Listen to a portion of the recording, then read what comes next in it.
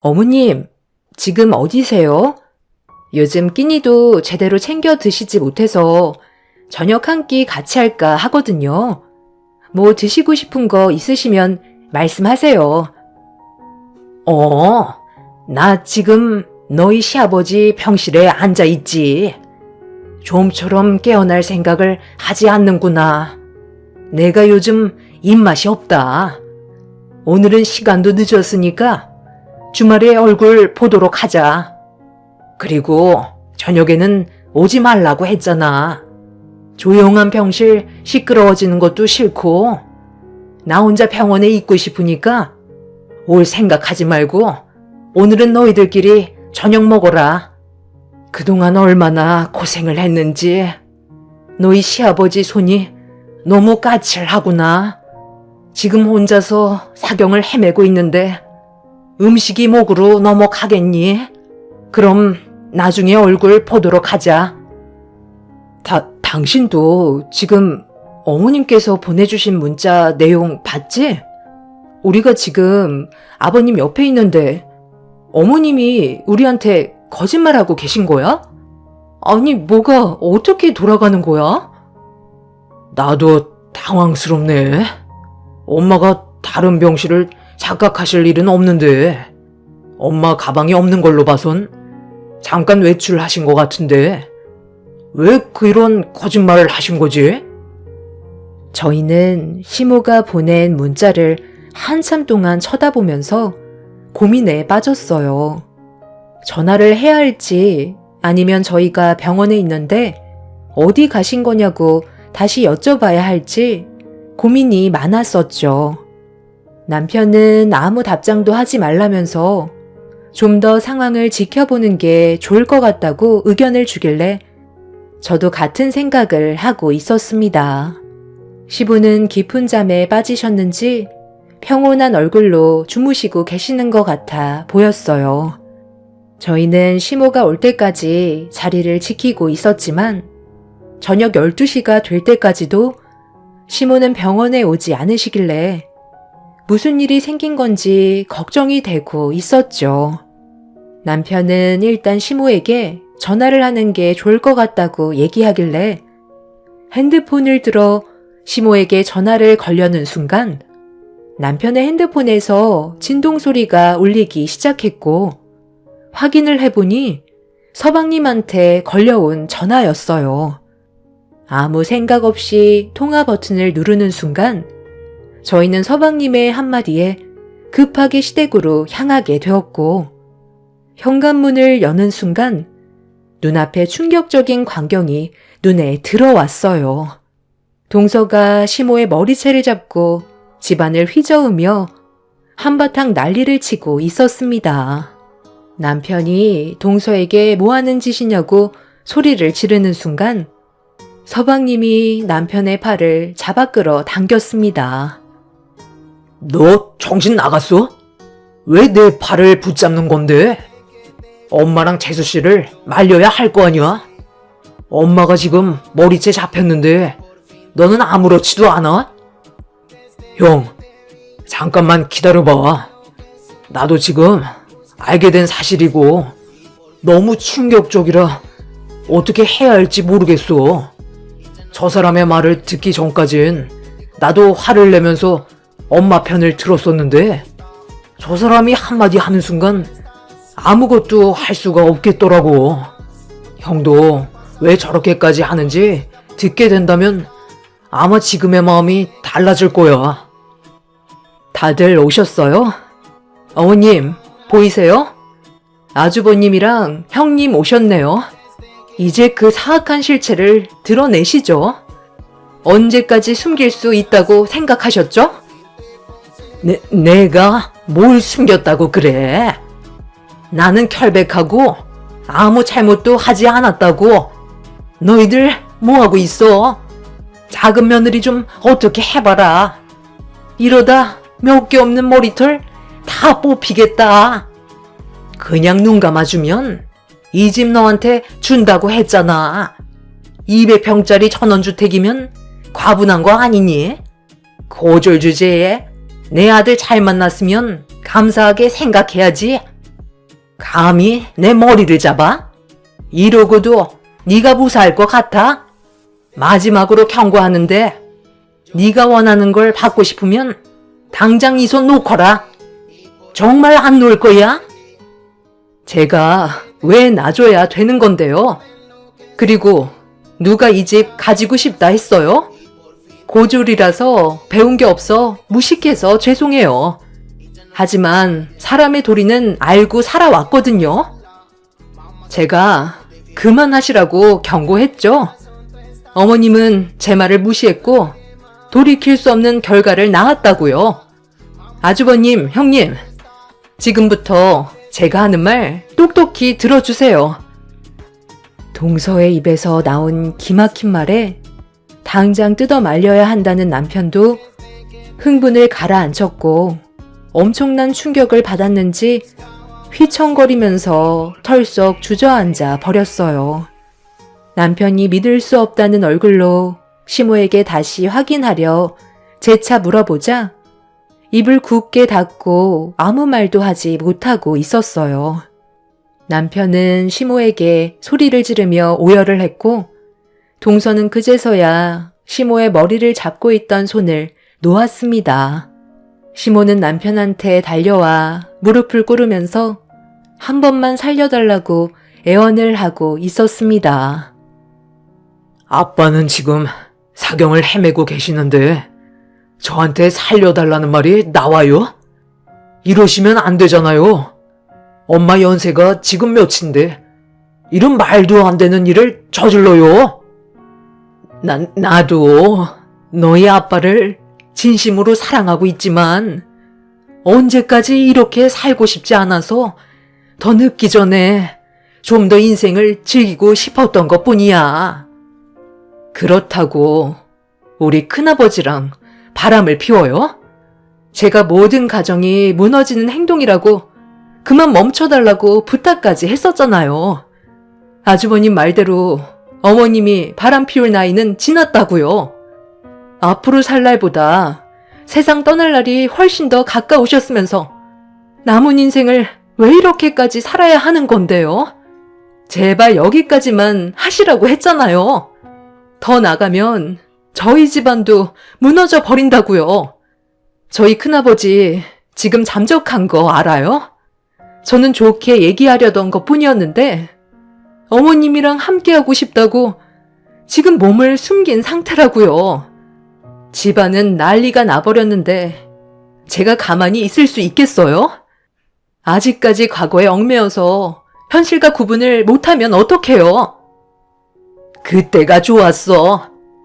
내 겉모습은 늙었지만 마음은 아직 이팔 청춘이라고. 그 사람은 나랑 예전에 클럽을 휘젓고 다니면서 불타는 사랑을 했던 사람이라고. 어느 날 갑자기 사라져서 삶의 의욕이 떨어져 버려 지금의 가정을 꾸리게 됐었지만 내 마음속에는 언제나 그 사람과 함께하고 있었어. 그래서 내가 너한테 부탁했잖아.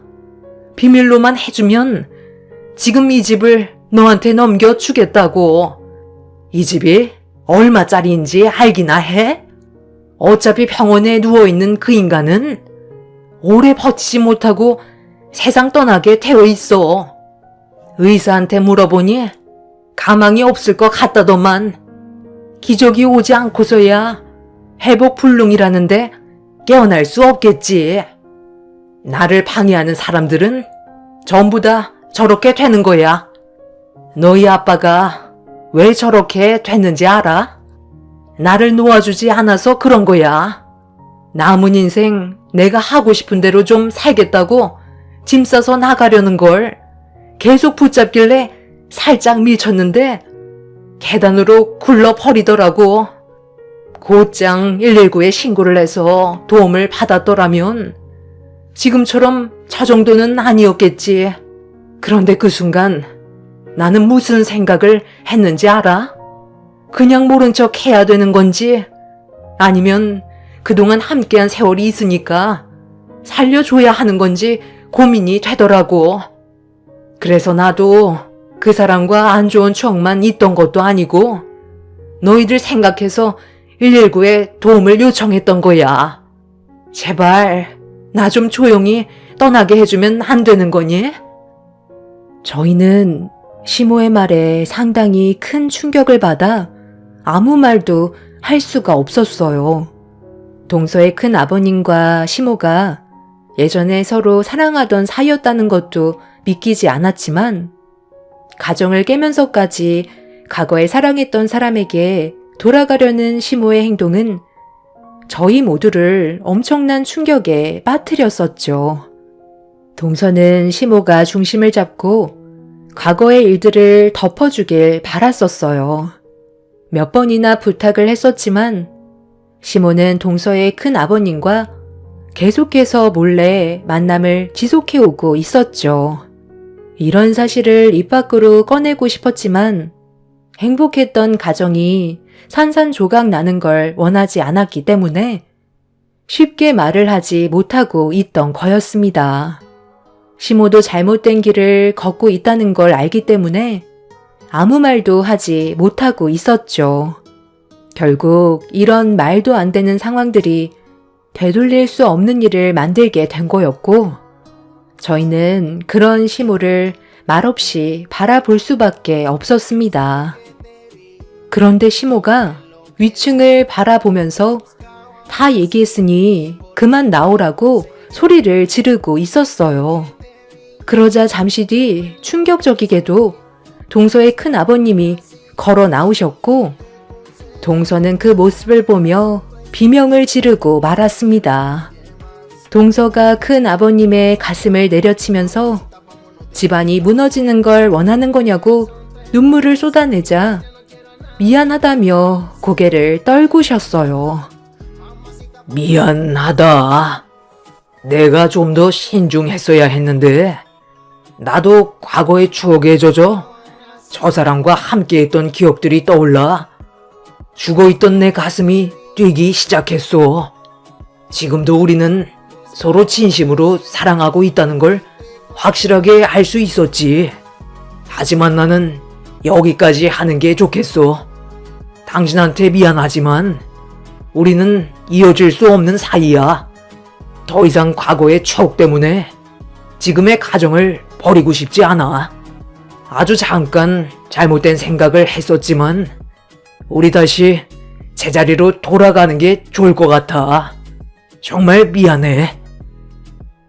뭐라고? 당신 나랑 지금까지 밤마다 함께 했었으면서 갑자기 이게 무슨 말이야? 모든 걸 다 버리고 나한테 오겠다고 했었잖아. 그럼 나는 어떻게 하라고? 죄를 지었으면 벌을 받아야지. 우리가 저지른 짓이니 처벌을 받고 진심으로 용서를 구하면 다시 제자리로 돌아갈 수 있지 않겠소? 나는 절대 그렇게 못해. 내 삶을 이제야 찾았는데 또다시 쥐 죽은 듯 살라고? 당신은 무조건 내 옆에 있어야 한다고. 내가 비행기표 끊을 테니까 우리 해외에서 살자. 그만 미련 버리고 나랑 같이 새로 시작하면 되는 거잖아. 평생 먹고 살 돈 있으니까 당신은 걱정 안 해도 된다고. 당장 짐부터 챙기자. 미안해. 나는 지금의 내 가정으로 돌아갈게. 당신이랑 나는 여기까지야. 경선아, 큰아버지가 걱정시켜서 미안하다. 너한테 정말 면목이 없다. 동서 큰 아버님이 동서를 데리고 밖으로 나가려는 순간 시모가 밖으로 나가지 못하게 붙잡자 동서가 시모를 밀쳐 버렸어요. 시모도 이성을 잃어버렸는지 동서의 뺨에 손을 올려 붙이면서 큰 아버님의 손을 잡아 끌어당겼죠. 결국 시모와 동서는 서로 뒤엉켰고 한바탕 난리가 나자 큰 아버님이 시모의 뺨에 손을 올리면서 그만하라고 소리를 질렀어요. 시모는 동서 큰 아버님을 향해 분노를 표출했고 저희는 그 모습을 멍하니 바라볼 수밖에 없었습니다. 남편은 떨리는 손을 부여잡으면서 경찰에 신고를 했고 시모와 동서의 큰 아버님의 바람으로 인해 벌어진 일들에 대해 조사를 받게 되었습니다. 결국 시모는 모든 혐의를 인정하게 되었고 지금 현재 법적 처벌을 기다리고 있는 중이에요. 아무래도 징역을 면하지는 못할 것 같습니다. 남편은 동서 큰 아버님을 상대로 소송 중이고 동서의 집안도 이런 사실로 인해 집안이 무너지고 말았죠. 결국 모두에게 엄청난 상처를 준 두 사람 때문에 온 가족은 제대로 된 삶을 살 수가 없었습니다. 이런 심각한 와중에 시부가 기적적으로 정신을 차렸어요. 기쁜 소식이지만 집안의 불행을 알려드려야 한다는 게 너무 걱정입니다. 자칫 더 큰 충격으로 또 쓰러지시게 될까봐 최대한 말을 아끼고 있긴 하지만 아직 완전히 회복이 되지 못하신 시부는 계속 시모를 찾고 계신 중이네요. 앞으로 어떻게 살아야 할지 모르겠어요. 시모는 잘못을 인정하기는 했지만 더 이상 아버님과 함께 살고 싶어 하시지는 않습니다. 징역을 받고 나오면 혼자 새 삶을 살겠다고 통보하셨죠. 자식들까지 등질 정도로 뭐가 그렇게 힘드셨을까요? 전혀 알 수 없는 시모의 생각에 저희 모두 답답할 뿐이네요. 남편과 서방님은 절대로 용서하지 않겠다며 벌을 받고 사회로 다시 나오는 순간 땅을 치고 후회하게 만들 거라며 분노를 삭히지 않았습니다. 사람 인생 한 치 앞도 모른다더니 시모가 과거의 기억에 벗어나지 못하고 이런 일을 저질렀다는 게 지금도 믿어지지가 않아요. 앞으로 저희 가족에게 더 이상의 불행이 생기지 않길 바랄 뿐입니다. 하루빨리 시부가 회복이 돼서 모든 일들이 좋게 해결이 되었으면 좋겠어요.